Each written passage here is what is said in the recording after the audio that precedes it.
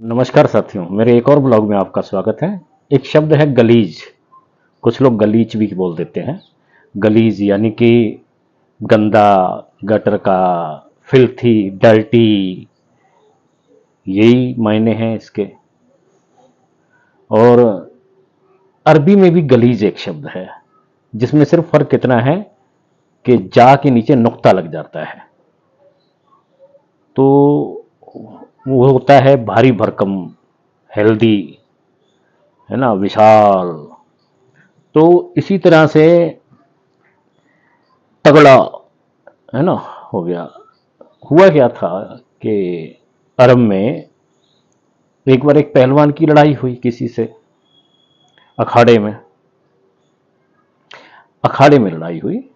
जब वो अखाड़े में लड़ रहे थे तो वो जब जीत गया, साइड में खड़ा हुआ था, तो उसको एक आदमी ने देखा। एक भारी भरकम तगड़ा इंसान, जिसके शरीर पर पसीना, तेल, मिट्टी से लथपथ। तो उसने कहा, क्या गलीज इंसान है, यानी कि क्या तगड़ा इंसान से उसके मसल्स की तारीफ की। लेकिन कोई दूसरा आदमी वहां खड़ा था जो कि अफवाहें फैलाने में मशहूर आदमी हो तो उसका कहना ही क्या। तो उसने कह दिया, जी गलीज माने बड़ा गंदा होता है। तो कुछ शब्द यूं तैरते तैरते भाषाओं में आते हैं। हालांकि हिंदी में इसके गंदा ही कहा जाता है। अंग्रेजी में मिल्थी बोलते हैं, डर्टी बोलते हैं। तो गलीज के, जब पहलवान की बात चली गलीज में, तो मैं आपको बता दूं कि पहलवान के साथ एक कहावत आपने सुनी होगी, चारों खाने चित्त। अब चारों खाने चित्त का मतलब क्या है हमारी समझ में? हमारी समझ में ये है कि किसी पहलवान को उसने चित्त कर दिया, जिसके दोनों पैर, हाथ दोनों नीचे जमीन पे पड़े हैं, और उसको उसने पस्त कर दिया तो वो चित्त हो गया। या कोई आदमी दौड़ के आया, हांफता हुआ जमीन पर लेट गया, चारों हाथ पैर पसारे, तो क्या हुआ जी, चारों खाने चित्त हो गया। या मैंने किसी को इतना मारा, या उसने मेरे को इतना मारा कि मैं चारों खाने चित्त हो गया। ये एक तात्पर्य हमारी समझ में आता है। लेकिन असल बात कुछ और है। चारों खाने चित्त, ये चारों खाने चित्त क्यों कहा जाता है?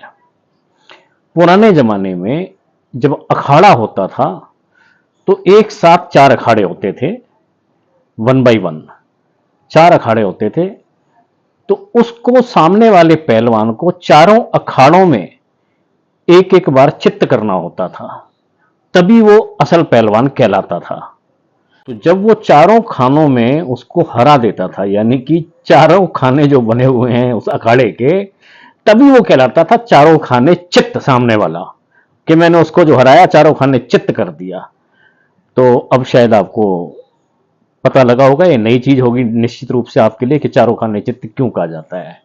तो ऐसी ही कुछ और शब्दों की, कहावतों की जानकारी मैं आपको देता रहूंगा अपने अगले ब्लॉग में।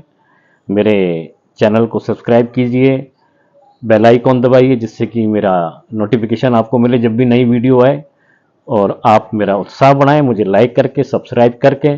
इसी के साथ विदा लेता हूं। नमस्कार।